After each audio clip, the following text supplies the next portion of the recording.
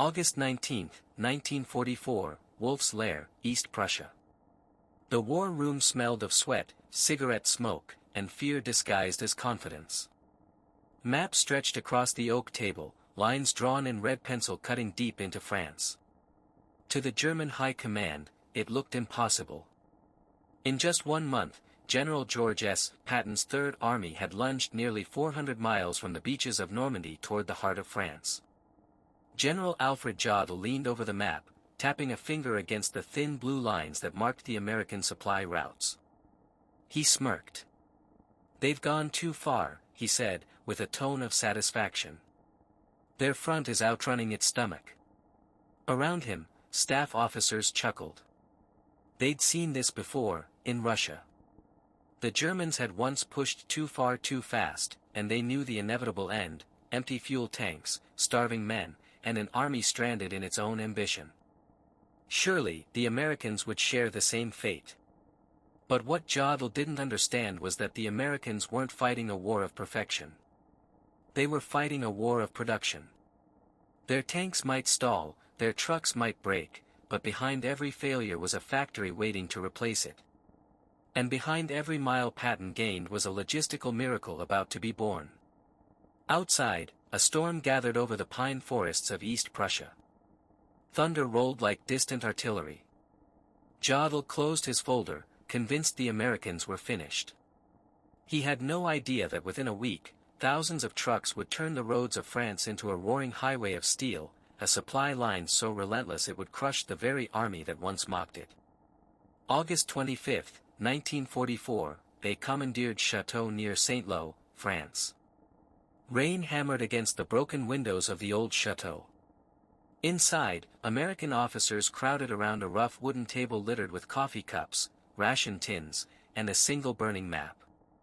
France smelled like diesel and mud, and for the U.S. Army, it smelled like victory slipping away. Patton's tanks were devouring fuel faster than anyone could deliver it. The ports were choked, rail lines shattered by retreating Germans, and the trucks they did have were bogged down in endless traffic. The Third Army was unstoppable, until the fuel ran dry. That night, Lieutenant Colonel Laurent Ayres from the Motor Transport Service stood up with a wild idea. "What if," he said, "we make a highway that never stops moving?" The room went silent. He wasn't talking about one convoy, he was talking about an artery. A one-way lifeline stretching from the ports of Cherbourg all the way to the front, no stops, no delays, no excuses. Trucks going east loaded with gas, ammo, and rations. Trucks going west empty, roaring back for more. A ceaseless loop of steel. Someone scoffed. "You'd need thousands of drivers for that." Ayres didn't flinch. "Then we'll find them. We've got men sitting in depots, cooks, clerks, anyone who can handle a wheel." Within 36 hours, the plan had a name: the Red Ball Express. The term came from the railroads back home, a phrase for priority freight that couldn't wait. Now it would become the symbol of an army that refused to slow down. By dawn, hundreds of trucks were rolling out from the coast, engines coughing, tires hissing through the mud. Painted on each door was a red circle, a simple mark that meant one thing: get out of the way. Every bridge, every town, every road they touched would belong to them. No traffic, no interference. A supply route built on nerve, caffeine, and sheer American defiance. And as the first convoy disappeared into the mist, no one could yet see what it truly was: the beating heart that would keep Patton's war machine alive. August 26, 1944, northern France, before dawn. The fog was thick, the kind that clings to your face and makes the world feel like it's holding its breath. Engines rumbled in the dark, thousands of them, lined bumper to bumper, stretching farther than anyone could see. A sergeant walked the line, flashlight flicking across mud-spattered windshields and the faces of young men gripping steering wheels. Most of them were African-American soldiers, cooks, mechanics, clerks, men the army had once told would never see combat. But out here, they were the front line. They called themselves the Red Ball Drivers, and tonight, they were about to make history. When the signal came, the first truck lurched forward, headlights blazing, tires chewing up the wet road. Then another. And another. A line of steel came alive, roaring east into the smoke of France.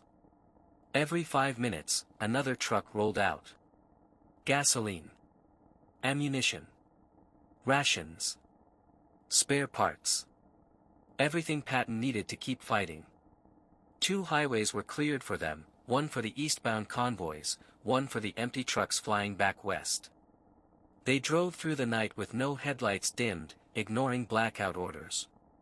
The glow from their engines painted the French countryside in streaks of silver and fire. Villagers woke and watched, astonished, endless convoys of trucks, roaring like a river of engines. The drivers made their own rules. They ate on the move. Slept in their seats. Fixed their engines in the mud. On the doors of their trucks, they painted names and slogans: Hitler's Nightmare, Patton's Blood Bank, Hell on Wheels. Fuel drums clanked like drums of war. Dust and diesel became their perfume. They sang to stay awake, blues, gospel, swing, voices echoing through the night between gear shifts. They weren't just carrying supplies, they were carrying momentum. By day 3, the Germans could see them from the air, columns of trucks that never stopped. Pilots reported, "The Americans have built a moving road." And that's exactly what it was, a living artery, pulsing eastward with every revolution of a wheel. It wasn't clean. It wasn't organized. It wasn't supposed to work. But it did. 24 hours a day, 7 days a week, the Red Ball Express thundered on, a sound so constant that soldiers at the front began to say, "If you can still hear the trucks, we're still winning." And back at headquarters, one officer scribbled in his notebook, "The trucks are our blood. The Red Ball Express is our heart." August 30th, 1944, Wehrmacht Field Headquarters, near Compiègne, France. The static on the field radio cracked like distant lightning. General Edgar Feuchtinger of the 21st Panzer Division leaned over the map, his fingers blackened with dust and cigarette ash. His scouts had been out all night, reporting something strange. Convoys. Endless convoys. At first, he dismissed it as confusion, retreating refugees, maybe Allied armor redeploying. But by midday, reconnaissance aircraft returned with photographs. And when Feuchtinger spread them out across the table, the room went quiet. Aerial shots showed 2 long, glowing scars cutting across northern France, lines of headlights stretching 20 kilometers or more. It wasn't chaos. It was precision. A moving machine. "What is this?" one officer muttered. Feuchtinger didn't answer. He knew. The Americans were doing something the Germans couldn't, feeding an army faster than it could fight. Reports from forward observers told the same story: the roads were alive, trucks moving non-stop, fuel drums stacked like fortifications. And even when Allied columns were bombed, the gaps filled again within hours, as if the trucks multiplied. To German minds raised on discipline and engineering perfection, this was madness. Wasteful, sloppy, loud. But it worked.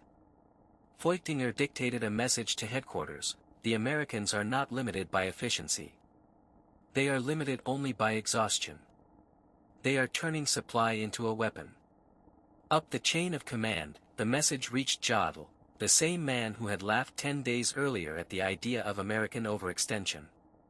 Now his analysts compared fuel reports and distances, trying to calculate how long such a system could sustain itself. The numbers didn't make sense. German logistics ran on precision. The American version ran on volume. If a truck broke down, they abandoned it. If fuel was lost, they sent twice as much the next day.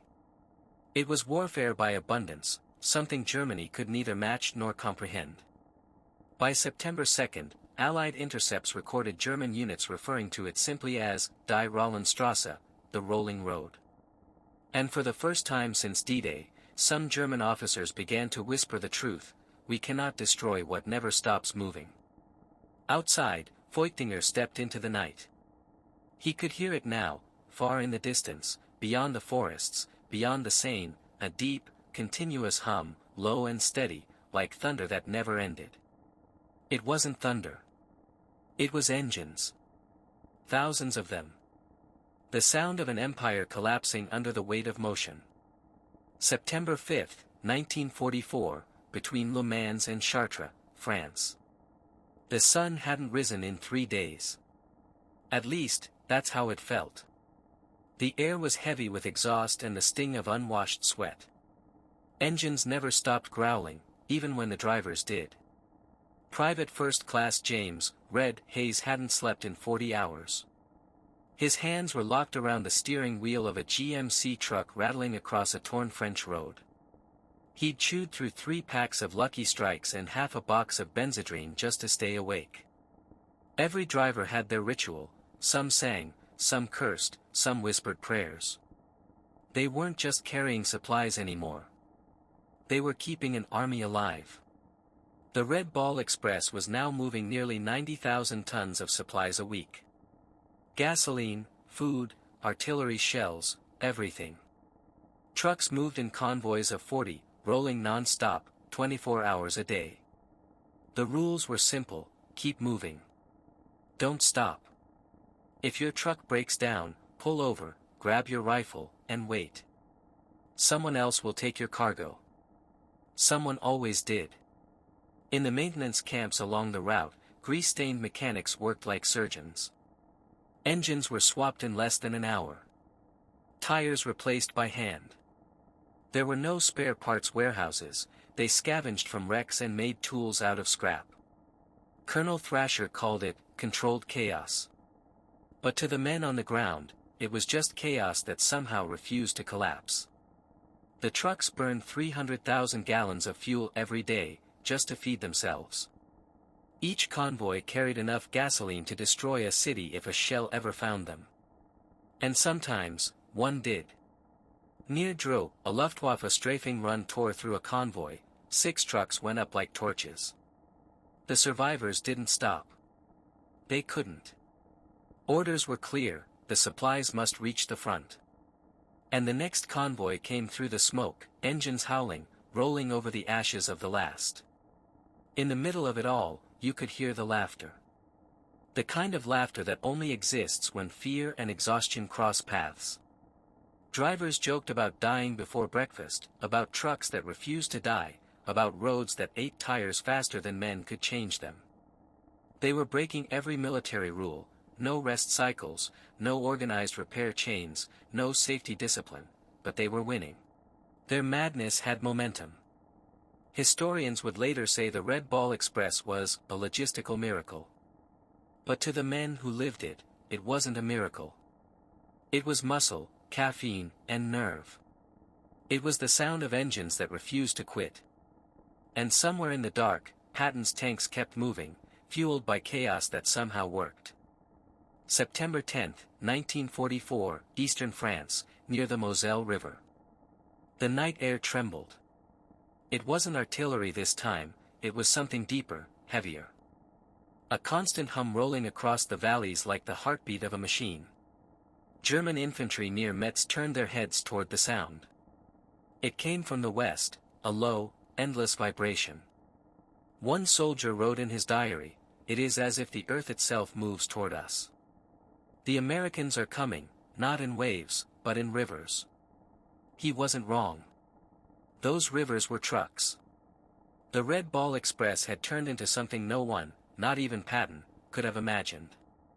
Tens of thousands of trucks, engines overlapping until the air itself seemed to shake. Every road between Normandy and the front was alive, the sound of gears grinding, brakes hissing, tires screaming over stone bridges. In towns across France, villagers could tell the war's direction by listening to the roads. If they heard the endless roar of engines, they knew the Americans were advancing. Inside German command bunkers, officers tried to calculate what they were facing. They had destroyed bridges, bombed roads, sabotaged depots, and yet the supplies kept coming. When they shelled one highway, the Americans built another. When they captured one fuel dump, the Americans rolled forward with 5 more.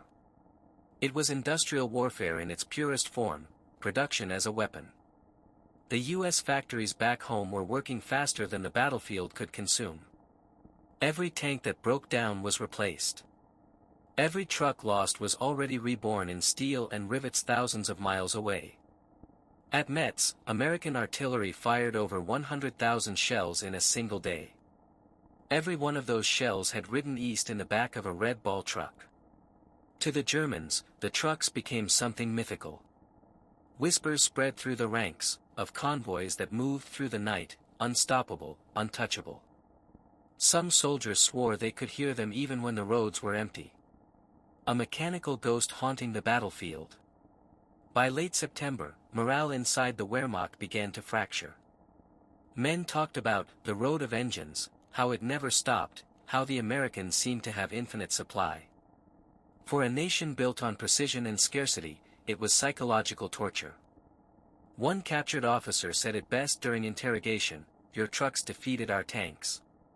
We could fight your soldiers. We could not fight your factories." And as the Red Ball Express thundered on, carrying fuel, food, and faith across the ruins of Europe, it wasn't just feeding an army. It was feeding the idea that the war was already over. September 14, 1944, near Verdun, France. The rain started before dawn, a cold, relentless curtain turning the roads into black rivers of mud. Most armies would have stopped. The Red Ball Express didn't know how. Men wrapped their heads in tarps and oil-stained ponchos, wrenching engines under headlights and flashlights. The convoy ahead had lost half its trucks in a ditch, and yet within 2 hours, they were moving again. Not because the roads got better. Because the men refused to stop. Everywhere the Red Ball rolled, the engineers followed, building as fast as the drivers drove. When bridges were blown, they built new ones from wreckage. When roads vanished under cratered fields, they carved fresh routes through farms and forests. The Army Corps of Engineers became ghosts of motion, always one step ahead, laying gravel, dragging logs, patching roads under the wheels of moving convoys. It wasn't strategy anymore. It was momentum forged by hands and sweat. By mid-September, the Red Ball Express had grown beyond imagination. Its own maintenance battalions, fuel depots, field kitchens, repair zones, and medical trucks, a moving organism stretching across 700 miles of Europe. If a truck broke down, it was repaired in the field. If a driver collapsed, another took the wheel. They had built a self-sustaining highway of war. One British officer visiting the route wrote, "It is not a supply line. It is a living creature. A machine with veins of asphalt and a heart that beats in diesel." Every convoy became a small town, with nicknames, rivalries, and rituals. Some men painted their trucks with pin-ups and names like Lil Trouble, Steel Angel, and Miss Mississippi. Others raced each other down open stretches, betting cigarettes and whiskey on who could hit 60 before the next checkpoint. And when they stopped, if they ever did, you could see fires flickering under truck hoods, frying pans sizzling with stolen eggs, laughter cutting through the cold night. They were exhausted, filthy, and half-mad, but they had created something no one had ever seen, a moving supply city that built itself faster than any enemy could destroy it. At the peak, more than 6,000 trucks thundered across France every single day. Each one carried the lifeblood of a war machine that refused to slow down. And all of it, every bolt, every drop of fuel, every road built by hand, was designed for one purpose: to keep the Allies moving east. By the end of September, the Red Ball Express had delivered over 400,000 tons of supplies. Fuel for tanks. Bread for soldiers. Ammunition for victory. And every mile it conquered turned the map of Europe one shade closer to freedom. But the miracle had a cost, one that would soon catch up. Engines were burning out. Drivers were collapsing. The machine they'd built was outpacing itself. The road ahead wasn't just France anymore. It was the heart of Germany. And to get there, they'd have to find a way to keep the miracle alive, even as it tore itself apart. October 2, 1944, near Nancy, France. The mud had no bottom. Trucks sank up to their axles, tires spinning helplessly in the black sludge. The rain hadn't stopped for days, and neither had the engines. Men no longer counted days, only miles. Fuel drums rattled like hollow bones in the back of each truck, and the air reeked of diesel, sweat, and smoke. Private Red Hayes, the same driver who hadn't slept in 40 hours weeks before, now looked decades older. His eyes were yellow from exhaustion. His voice rasped when he spoke. "I ain't seen a bed since Normandy," he muttered. "Don't even know what day it is." He wasn't exaggerating. The Red Ball Express had been running nearly non-stop for 82 days. Engines overheated faster than they could be repaired. Tires shredded by the thousands. Trucks were breaking down faster than replacements could arrive. Convoy commanders began to improvise routes that weren't on any map. Every detour added hours, sometimes days, to the trip. And with each delay, the front lines grew hungrier. Patton's tanks, once roaring across France, now sat idle more often than they moved. The same fuel that had carried them through victory was running out. And yet, the orders never changed.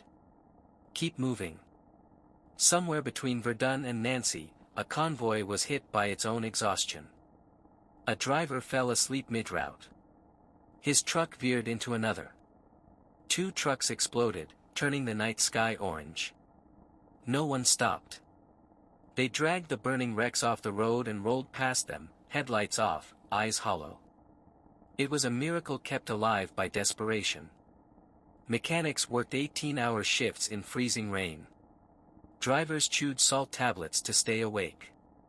The convoy became a blur of motion, half machine, half human, fully spent. Letters home stopped making sense. One wrote, "I don't dream anymore. I just see roads." By mid-October, attrition hit hard. Engines seized. Men collapsed. Accidents claimed more lives than enemy fire. The Red Ball Express wasn't dying, it was burning itself alive to keep the war fed. Still, the supplies reached the front. Still, the tanks rolled east. Still, the trucks roared through the dark.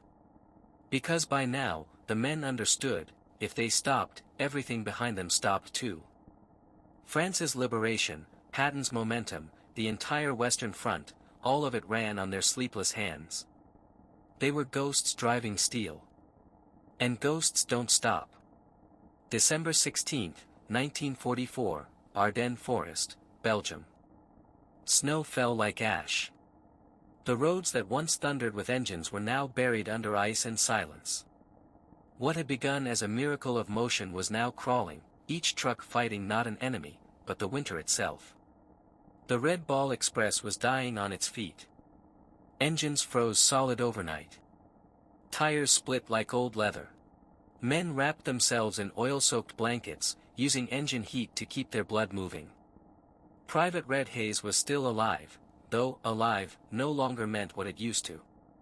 His hands were cracked open from cold, his breath fogging the cracked windshield. He drove with one glove and one hope, that the next bend wouldn't be mined. They called it the last road, the lifeline through the Ardennes. When Hitler launched his final counterattack, what history would call the Battle of the Bulge, everything depended on that frozen artery. Fuel, ammunition, food, replacements, all had to move through roads that barely existed anymore. Convoys rolled through blizzards thick enough to erase the horizon. Visibility dropped to a few feet, sometimes, drivers followed nothing but the faint glow of the truck ahead. One wrong turn meant death, a skid, a ditch, an explosion. German forces ambushed convoys disguised as Americans. Some drivers never came back. Others drove straight through the fire, their trucks riddled with bullets but still rolling. In one report, a lieutenant wrote, "We are running on courage now. Gas is gone, food is gone, but courage burns cleaner." And somehow, the supplies kept moving. In weather so brutal that steel cracked, the Red Ball men still drove. Every mile they conquered kept the front from collapsing. Historians later said that without those convoys, the Ardennes might have been lost. Without those trucks, the 101st Airborne would have frozen in Bastogne. Without those men, the line would have broken. But no one there thought of history. They thought of staying awake. Of keeping the engine alive.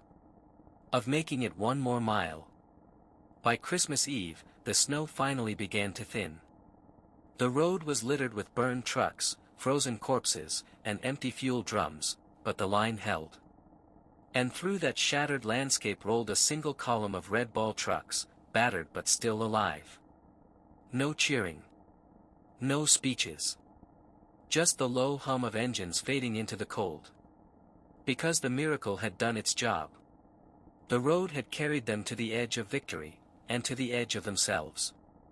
November 16, 1945, Cherbourg, France. The engines were silent for the first time in 81 days. Rows of trucks, once caked in mud and victory, sat motionless under the pale winter sun. Their paint was blistered, their frames rusted, their names, Steel Angel, Mississippi Queen, Hell on Wheels, faded like old tattoos. The Red Ball Express had stopped rolling. The war was over. Private Red Hayes stood by his truck, hands shoved deep into his coat pockets, staring at the horizon that had once been an endless road. He hadn't driven since VE Day, but even now, he could still feel the engine rumbling in his bones. Some habits don't end, they just go quiet. By the time the Red Ball Express shut down, it had moved more than 400,000 tons of supplies, covered millions of miles, and kept the Allied armies alive from Normandy to the German border. It fed divisions, rebuilt towns, and changed the pace of modern warfare. Yet when the medals were handed out, most of the names behind the wheels were forgotten. 3 out of every 4 drivers were African American. They fought not only the enemy, but discrimination, exhaustion, and invisibility. They worked in segregated units, ate in separate mess halls, and drove under orders that refused to see them as equals. And yet, they delivered victory. One commander later said, "Without the Red Ball Express, the armies in France would have starved." It wasn't just trucks that rolled through France. It was determination made mechanical. It was proof that power wasn't always found in the gun, sometimes it was in the hands that kept the gun fed. In the years that followed, historians called it the greatest logistical operation in military history. Others simply called it what it was, a miracle on wheels. And though the trucks rusted away, and the drivers went home to a country still learning what equality meant, the echo of that road never really faded. Every convoy, every engine, every sleepless mile had carved something deeper than a supply route, a reminder that victory isn't just won by those who fire the shots, but by those who make sure there's something to fire. Somewhere, in the silence of a forgotten French field, a wind stirs through the grass, and if you listen close enough, you can almost hear it again, the steady hum of engines rolling toward freedom. The Red Ball Express, the road that won the war.